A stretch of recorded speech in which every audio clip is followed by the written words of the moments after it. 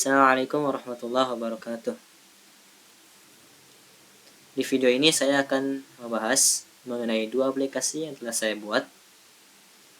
Itu aplikasi e-money yang bernama aplikasi Dompet Kampus Global. Kemudian aplikasi selanjutnya adalah aplikasi e-commerce yang saya beri nama dengan aplikasi Jajan Square. Pada dua aplikasi ini saya ingin menjelaskan mengenai implementasi, deep link, dan juga 2FA atau Two Factor Authentication yang diimplementasikan pada aplikasi-aplikasi yang telah saya buat. Untuk pembahasan pertama, saya ingin membahas mengenai repositori GitHub dari kedua aplikasi tersebut, yang saya akan fokuskan pada bagian readme-nya saja. Untuk sekilas ini adalah tampilan dari repositori aplikasi e-money terlebih dahulu. Nah, ini adalah bagian readme. Di bagian readme ini ada beberapa section. Yang pertama di sini ada section introduction atau section pengenalan, kemudian di sini ada section deskripsi aplikasi, kemudian ada arsitektur aplikasi mulai dari front end dan juga back end-nya, kemudian ada link repository ekosistem yang nantinya bisa di cloning untuk dicoba dijalankan di laptop masing-masing. Selanjutnya ada cara menjalankan proyek, kemudian ada daftar dependensi utama, ada screenshot aplikasi, dan juga link video presentasi. Pada bagian pertama, deskripsi aplikasi, singkat saja. Aplikasi ini baik e-money, baik Dompet Kampus Global ataupun Jajan Square, saya kembangkan menggunakan framework Dart, framework Flutter pada sisi front end-nya. Kemudian saya gunakan servernya dengan bahasa Go yang menggunakan framework Gin. Kedua aplikasi ini saling terhubung menggunakan deep link, di mana aplikasi e-commerce atau Jajan Square ini mengirim data belanja customer ke Global e-money. Kemudian Global e-money atau Dompet Kampus Global juga mengirimkan hasil atau mengirimkan laporan berdasarkan data customer yang dikirim oleh aplikasi e-commerce atau aplikasi Jajan Square-nya. Selanjutnya, bagian arsitektur aplikasi pada bagian front end hampir sama. Front end dan juga front end dari e-money, front end e-money atau front end e-commerce yang saya buat ini hampir sama. Ada core, constant, jadi saya bahas pada bagian e-money-nya saja.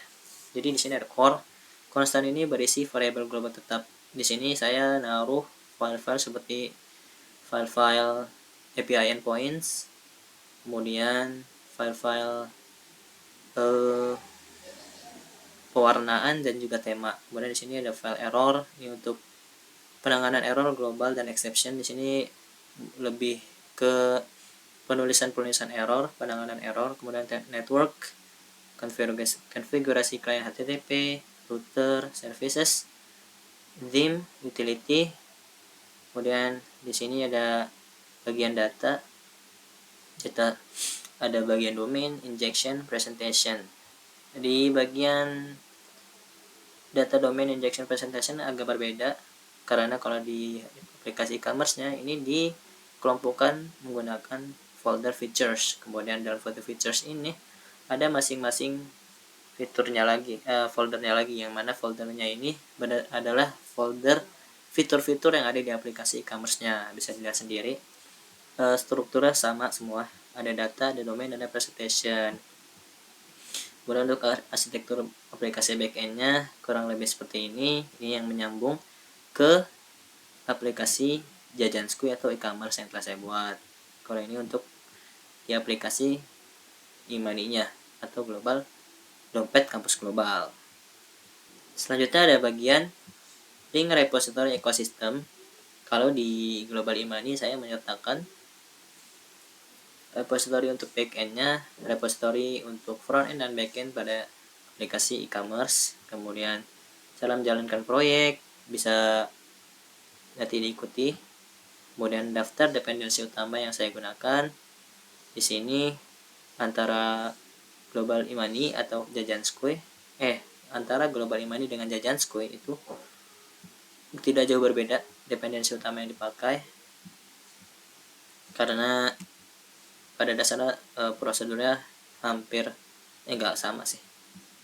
Ada beberapa yang sama, makanya kebanyakan dependensi utamanya yang digunakan itu juga beberapa yang sama. Kemudian di sini ada spesifikasi kebutuhan lingkungan Android. Di sini menjelaskan bahwa versi Android mana yang kompatibel untuk bisa menjalankan dua aplikasi ini. Kemudian di sini ada screenshotnya, mulai dari screenshot awal, login, account, ada bagian dashboard, product detail, cart, checkout, order. Kalau di aplikasi e-money mulai dari splash, login. Nah, ini adalah metode 2FA nya, nanti akan saya jelaskan sambil saya mendemokan aplikasinya. Oke, jadi cukup segitu pada bagian GitHub repository. Selanjutnya mari kita coba jalankan aplikasinya, dan saya akan menjelaskan bagaimana implementasi di Plink dan juga implementasi 2FA atau Two Factor Authentication bekerja. Jadi, karena 2FA dan juga di Plink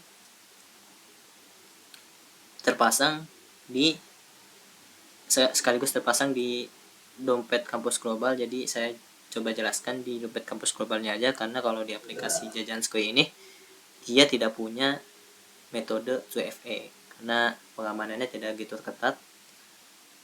Sedangkan di Global e-money atau dompet kampus global ini, karena aplikasi ini ibaratnya seperti aplikasi Dana, GoPay, menangani atau menyimpan uang-uang elektronik yang ya semisalnya atau ibaratnya bisa dipakai untuk transaksi dalam kehidupan nyata, maka keamanannya harus diketatkan. Jadi harus dipasang dengan 2FA atau Two Factor Authentication.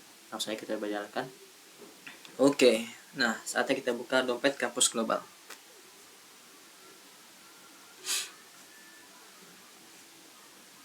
Jadi sambil menunggu, apa itu Two Factor Authentication? Apa itu Two Factor Authentication? Jadi ini semacam kunci ganda, supaya kunci pengaman ganda. Jadi aplikasi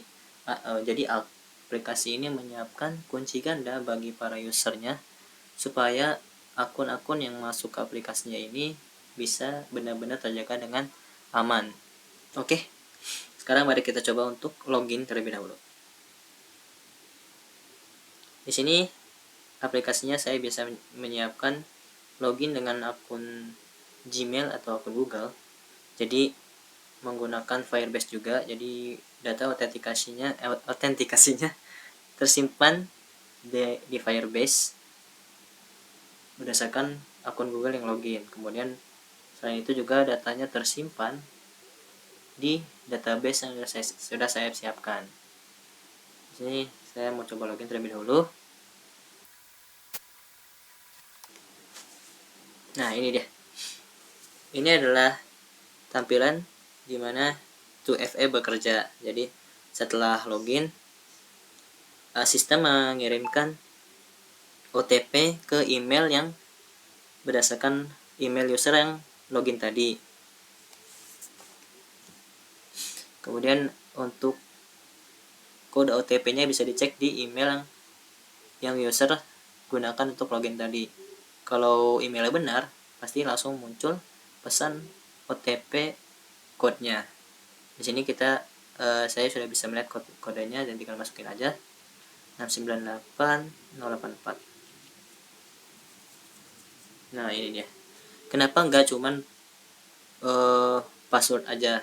Sekali lagi, ini adalah aplikasi e-money, aplikasi untuk transaksi yang nyimpannya itu bukan data sembarangan, apalagi yang disimpan tuh uang. Jadi keamanannya harus benar-benar dijaga dengan ketat, sehingga password aja nggak cukup, karena udah banyak banget aplikasi-aplikasi yang gampang banget dibobol hanya dengan keamanannya hanya menggunakan password. Jadi muncullah 2FA ini, 2FA method atau Two Factor Authentication method, gunanya untuk kunci pengaman kedua selain password tadi. Dari sini sekarang saya sudah login. Balik lagi ke apa namanya, 2FA. 2FA ini di sini saya pasang 3 jenis. Pertama, OTP email yang tadi sudah saya perlihatkan ya. Kemudian di sini ada authentication OTP atau TOTP. Di sini menggunakan aplikasi autentikator seperti Google Authenticator atau Auth. Gimana cara dapetin kodenya? Nanti aplikasi e-money ini akan nyiapin kode QR. Nah, kode QR ini harus di scan pakai aplikasi autentikator tadi. Kemudian nanti setiap login, setiap login atau setiap transaksi nanti harus menggunakan kode dari aplikasi Google Authenticator tersebut. Nah, kalau yang ini untuk notifikasi OTP, nanti OTP-nya ini muncul menggunakan notifikasi dari Firebase Cloud Message. Oke, jadi ini tampilan dari aplikasi e-money ya. Untuk di linknya saya akan mulai di aplikasi Jajanskoy. Makanya selanjutnya kita akan coba login ke aplikasi Jajanskoy. Kenapa nggak langsung di e-money aja? Karena jadi di link ini ada 2 jenis. Di link ada outgoing, ada juga callback. Nah, outgoing ini harus dimulai dari e-commerce karena e-commerce yang kirim datanya. Kemudian e-money-nya ini di link yang digunakan adalah di link callback. Jadi e-commerce mengirimkan data ke e-money ngirim lagi hasil datanya ke e-commerce gitu. Kurang lebih seperti itu yang saya pahami. Kita coba login terlebih dahulu ke Jajanskoy. Let's go. Di sini bagian cukup simple, cuman pakai email dan password, tapi tetap harus pakai akun Google. Nah, ini adalah halaman dashboardnya. Kurang lebih seperti ini. Di sini ada halaman keranjang, ada halaman pesanan nih. Saya sudah coba untuk memesan atau melakukan transaksi 1 kali. Ini yang dilakukan transaksi adalah es buah. Di sini ada akun, ada mode gelap dan terang juga. Oke. Sekarang kita coba transaksi sambil jelasin. Saya akan coba jelasin gimana di linknya ini bekerja.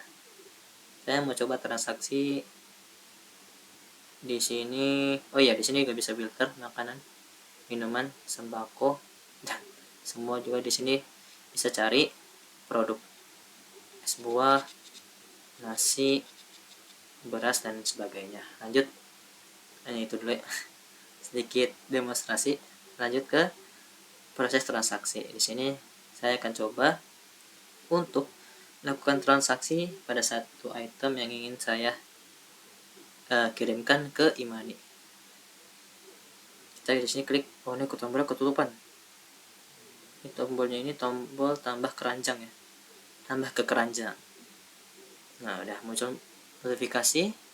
Saatnya kita cek keranjang. Oh, di sini ada badge-nya juga. Kalau setiap kali milih item, kemudian klik tambah ke keranjang, maka akan muncul itemnya, muncul juga badge-nya. Nah, ini tampilan cart ketika ada item yang masuk. Sekarang lanjut ke tahap selanjutnya, yaitu check out. Nah, ini dia check out. Di sini customer ceritanya harus memasukkan alamat lengkap. Misalnya alamat lengkap saya ada di Bumi. Kemudian pada bagian catatan di sini saya coba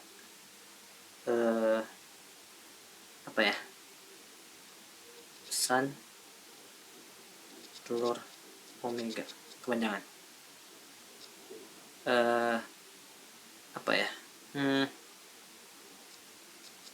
order telur ini aja coba dah. Oke. Nah, karena e-money-nya bernama yang ingin saya demonstrasikan juga sebagai di linknya, maka yang harus digunakan metode pembayarannya adalah Global Institute Pay. Ini adalah dompet kampus global. nggak bisa bank atau virtual account ini masih belum bisa, jadi kita cuma bisa Global Institute Pay. Langsung kita place order. Sebelum saya klik place order di sini, disinilah deepling outgoing terjadi di mana ketika saya klik tombol place order. Deepling outgoing yang digunakan oleh Janskoy mengirim beberapa data ke backend, kemudian ke aplikasi e-money. Apa aja yang dikirim di sini ada order ID, amount atau jumlah atau total belanjaannya di sini totalnya itu 28.000 nanti. Kemudian description. Nah, description ini adalah isi dari catatan ya yang order terload nanti. Kemudian di sini ada callback. Oh, hilang aplikasinya. Mana dia? Oh ya. Ada callback di sini. Kenapa dipasangin deepling dari Janskoy? Karena ini alamat yang harus digunakan e-money untuk mengirimkan kembali hasil atau laporan yang dikirimkan oleh Janskoy. Jadi Janskoy ngirim data, setelah diproses di e-money, prosesnya ini dilaporkan hasilnya ke e-commerce kembali. Itulah kenapa callbacknya harus callback Janskoy deeplingnya, menggunakan deepling Janskoy. Ini nanti beberapa data yang tampil di bagian e-money. Lanjut aja, kita coba untuk klik place order. Bismillah. Oke, ini dia. Tuh. Tampilannya tuh benar-benar singkat banget. Keburu dijelasin. Nah, ini dia. Tampilan yang tadi saya jelaskan. Bahwa e-commerce membawa datanya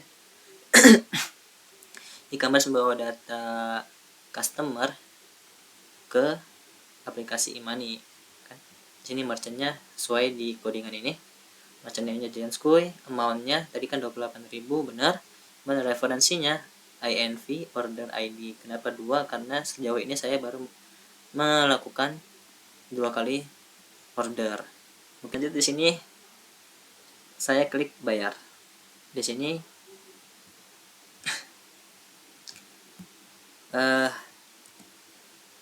ketika saya klik bayar, maka deepling callback-nya akan mulai berjalan, tapi harus melalui beberapa tahap terlebih dahulu. Tahap keamanan. Nah, ini ya tahap keamanan pertama, yaitu tahap masukkan PIN. Nah, selanjutnya di sini tahap selanjutnya keamanan kedua itu menggunakan masukkan kode autentikator. Di sini harus dilakukan oleh user atau customer adalah buka aplikasi Google Authenticator atau aplikasi autentikator lainnya. Karena saya menggunakan Google Authenticator, maka saya akan membuka autentikator Google. Nah, di sini bisa dilihat dompet kampus global ini adalah TOTP yang harus dimasukkan ke halaman tadi. Oh, gelap. Oh. Oke. Inilah yang harus dimasukkan. Nah, dari sini prosesnya akan kembali berlanjut ke e-commerce. Tapi sebelum itu kita harus login lagi. Nah, tadilah proses callback, deepling callback terjadi. Hasil dari kiriman data Janskoy dikirim balik ke aplikasi Janskoy lagi oleh aplikasi dompet kampus global. Kemana data tersebut atau hasil data tersebut masuk ke halaman pesanan ini. Nah, ini dia order kedua, ini 28.000 tadi saya beli telur. Kemudian nanti ini statusnya harusnya nanti akan diubah oleh pihak merchantnya. Jadi nggak langsung, karena ini status pesanan ya, bukan status pembayaran, jadi berbeda. Kenapa masih menunggu pembayaran? Jadi karena pembayaran sudah ada masuk ke merchant, nanti merchantnya bisa melihat bahwa customer ini sudah jelas-jelas bayar, maka nanti merchant mengubah status pesanannya secara manual. Itu. Nah, itu kurang lebih bagian deep link dan juga two-factor authentication. Baik, selanjutnya saya ingin menjelaskan potongan kode pada salah satu file di kode program aplikasi e-commerce atau aplikasi Jajansko yang saya kembangkan. Nah, di file yang mau saya jelaskan ini adalah file Global Institute Pay Service yang saya fokuskan pada fungsi build deep link URL.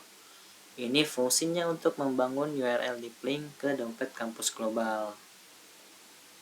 Pertama, tadi sudah dijelaskan bahwa data yang dikirimkan yaitu diantaranya ada order ID, amount atau total belanjaan, kemudian description atau notes yang tadi dimasukkan. Sebelumnya tulisannya itu tadi kan order telur. Kemudian di sini ada lagi skema.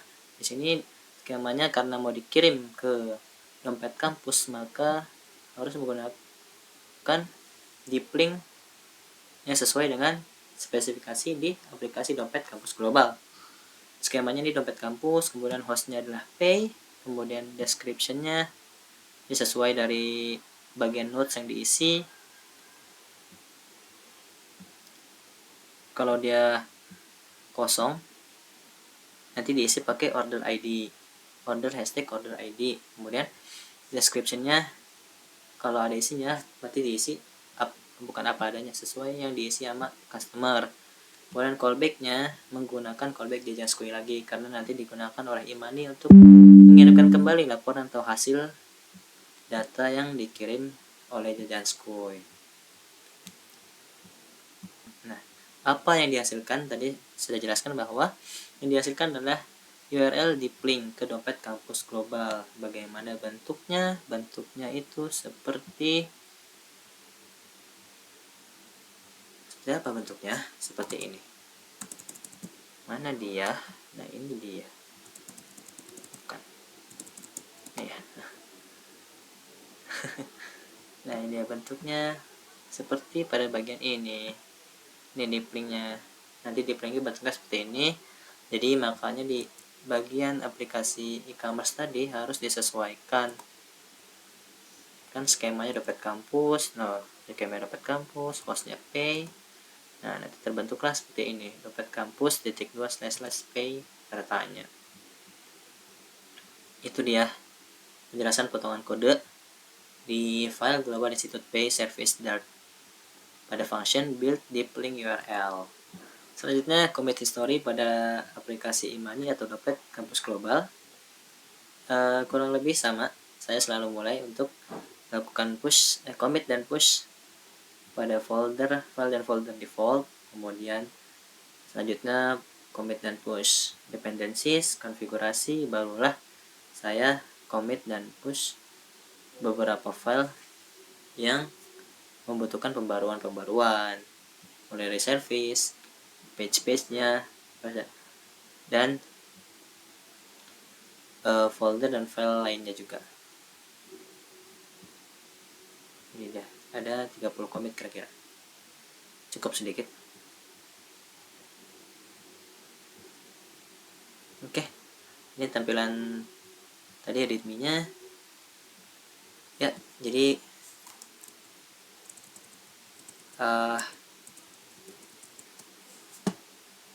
kurang lebih seperti itu video presentasi dari saya, penjelasan mengenai deep link dan juga 2FA atau two factor authentication pada dua aplikasi yang telah saya kembangkan. Mohon maaf juga jika banyak sekali kekurangan bahasa-bahasa atau kata-kata yang keluar dari mulut saya dan sulit dipahami karena keterbatasan dari diri saya sendiri yang masih kurang mampu dan masih membutuhkan banyak sekali pengalaman, ilmu, dan juga praktek-praktek. Sekian dari saya. Wassalamualaikum warahmatullahi wabarakatuh.